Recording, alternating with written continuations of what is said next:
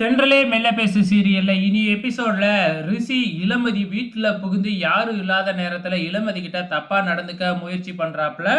இளமதி எப்படியோ ரிஷியை இடிச்சு தள்ளிவிட்டு ரூமுக்குள்ள போயிட்டு கதவை சாத்திக்கிறாங்க. இங்க பரம இளமதிய காணுமே அப்படின்னு சொல்லி ரொம்ப பரிதவிச்சு போய் நிக்கிறாப்புல. நேரா கலாமாக்கிட்டயே போய் இந்த மாதிரி இளமதி வரவே இல்லை அப்படின்னு சொன்ன உடனே இளமதிக்கு ஏதோ தலைவலியாம், அதனால தான் வரலன்னு அவங்க அம்மாவே சொல்றாங்க அப்படின்னு சொல்லிக்கிட்டு இருக்கிறாங்க. இல்ல இளமதிக்கு ஏதோ ஒரு ஆபத்தாட்டுக்கே என் உள் மனசு சொல்லிக்கிட்டே இருக்கு, நான் போய் அவளை பார்த்துட்டு வந்துடுறேன் அப்படின்னு நம்ம பரம கிளம்பிடுறாப்புல. இந்த பக்கம் இளமதி போய் ரூமுக்குள்ள கதவை சாத்திக்கிட்டு இருக்கு இல்லையா, இங்க நர்மதா ஃபோன் பண்ணிக்கிட்டே இருக்கிறாங்க.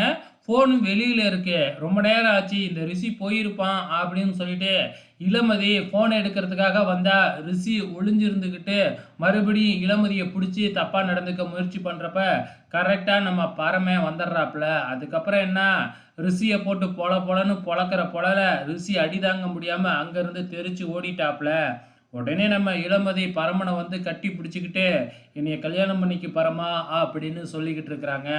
என்ன இளமதி இப்போ வந்து சொல்லுற, எனக்காக பிரியா அங்கே காத்துக்கிட்டு இருக்கா, அவ என் மேலே ஆசையை வளர்த்துக்கிட்டா, இப்போ வந்து இப்படி சொன்னால் நான் என்ன பண்ண முடியும், அதெல்லாம் பண்ணிக்க முடியாது, நீ என் கூட கிளம்பி வா, அங்கே எனக்கும் பிரியாவுக்கும் நிச்சயதார்த்தம், நீ இல்லாமல் நடக்கவே நடக்காது அப்படின்னு சொல்லி இளமதியை அங்கே அழைச்சிக்கிட்டு போயிடுறாப்புல நம்ம பரம.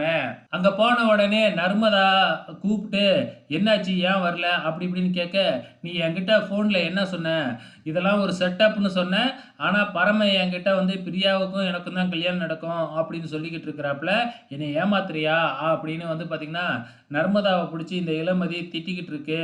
இல்லை பரமண்ணனே என்கிட்ட சொன்னிச்சு இதெல்லாம் செட்டப்பு தானே அப்படின்னு மறுபடியும் நர்மதா சொல்லிக்கிட்டு இருக்கிறாங்க. ஸோ நாளைக்கு என்ன நடக்க போகுது அப்படிங்கிறத பொறுத்திருந்து பார்க்கலாம்.